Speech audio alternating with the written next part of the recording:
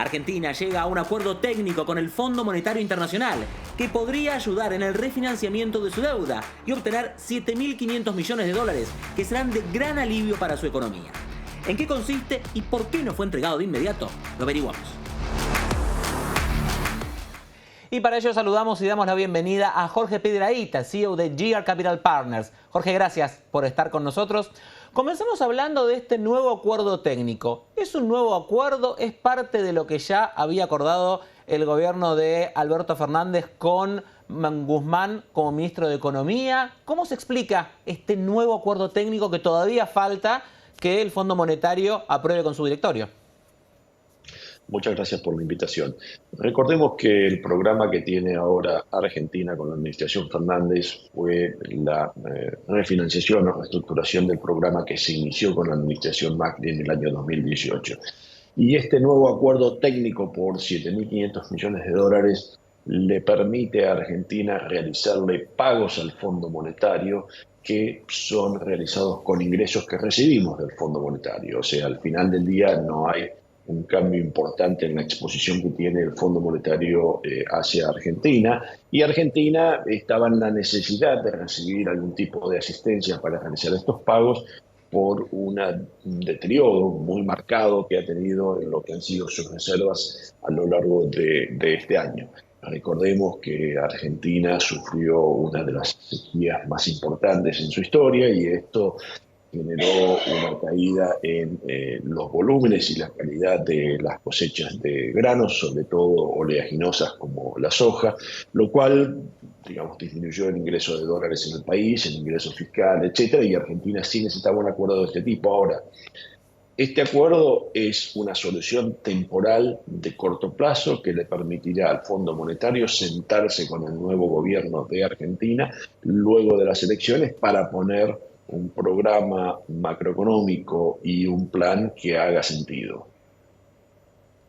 Justamente estos 7.500 millones de dólares van a llegar después de las primarias del 13 de agosto y no llegan para lo que fue el último pago que la Argentina tuvo que hacer finalmente con créditos de la CAF, otros organismos e incluso con yuanes provenientes del swap con China. ¿Por qué el Fondo Monetario entrega este dinero en agosto luego de las primarias y no para cubrir este último vencimiento?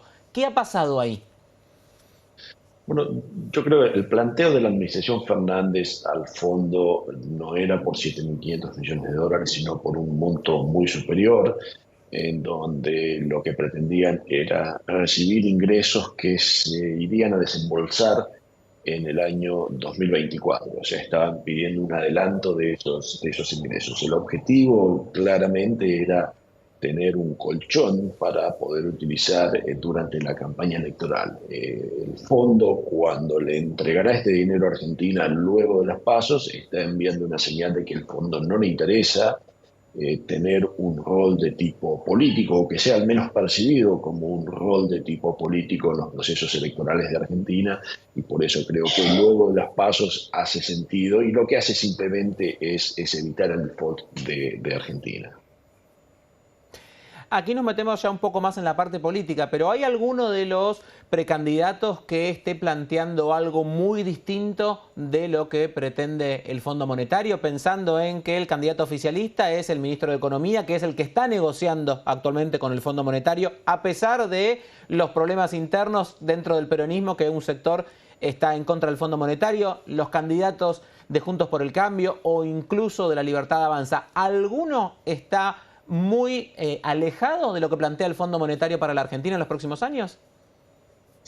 Bueno, yo creo que los pensamientos económicos de Javier Milei, La Libertad Avanza, creo que son, digamos, unas diferencias importantes con el staff técnico del fondo en estos momentos. Proponer temas como la dolarización, eliminación del Banco Central, etcétera, que si bien entiendo que en campaña es el mensaje que se quiere dar en términos prácticos, implementar las ideas que ha estado presentando Milei, tendrían muchísimas dificultades, y yo diría que hoy por hoy es tal vez lo más alejado de lo que el fondo está planteando en este programa de carácter tradicional y con elementos ortodoxos como siempre tiene el Fondo Monetario. ¿Qué perspectivas tiene el próximo presidente, sea cual fuera, teniendo en cuenta que ya Argentina aparentemente ha pasado lo que ha sido la gran sequía, que le ha quitado una gran cantidad de dólares y que también el próximo gobierno ya contará con el gasoducto que trae el gas desde Vaca Muerta, con lo cual le tendría que permitir ahorrarse también una gran cantidad de dólares en importación de energía? ¿El próximo gobierno la tendrá un poco más fácil que Alberto Fernández?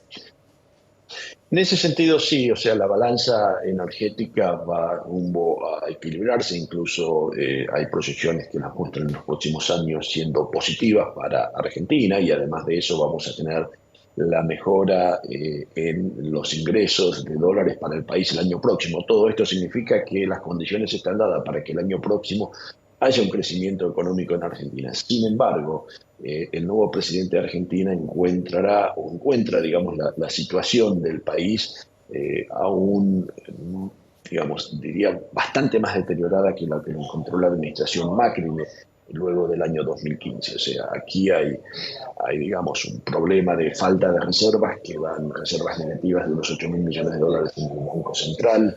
Se les ha pedido al sector público que financie importaciones, allí hay una necesidad de unos 15.000 millones de dólares aproximadamente, etcétera. O sea, hay unas fuertes necesidades y usted se encuentra con un país en donde en los últimos años ha habido un deterioro de la seguridad, un avance del narcotráfico, todo un deterioro de la educación, etcétera. Entonces, es un país en el cual el año 2024 va a ser un año de cambios importantes, y en el mejor de los casos podríamos tener un programa lógico que ponga a la Argentina en la senda del crecimiento a partir del año 2025. Pero el año 2024 va a ser un año complicado de transición, de ajustes, de precios relativos, etcétera. Esa necesidad es total y completamente imperante. ¿Cómo va a impactar esto en los bolsillos de la gente de a pie, teniendo en cuenta que Argentina viene sufriendo una gran inflación y si bien se espera una mejora en las cuentas, por lo que nos está diciendo, todavía nos esperan unos meses bastante complicados?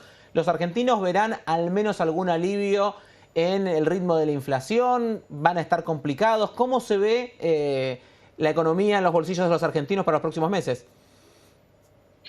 Bueno, en los próximos meses se ve bastante complicado porque posiblemente la inflación aumente, y la inflación al final del día podemos pensarlo como un impuesto de tipo regresivo en donde los más afectados son los que tienen menores ingresos y bajas probabilidades de protegerse contra esa inflación. Los índices de pobreza en Argentina son muy elevados. La última medición del Instituto de Itela lo pone arriba del 40%, 43%. Recordemos que Argentina tenía un índice de pobreza del 44% en el año 2004 y en la hiperinflación de 1989 ese índice llegó al 48%. O sea, hay un índice de pobreza importante. Los próximos meses con inflación elevada va a ser un golpe al bolsillo de la gente y digamos, lo mejor o una de las mejores cosas que puede hacer el próximo gobierno el año próximo es bajar la inflación, porque eso tendría un efecto positivo sobre todos los asalariados y las clases de menores ingresos. Jorge Piedrahita, gracias por acompañarnos aquí en CNN Dinero. Muchas gracias a ustedes.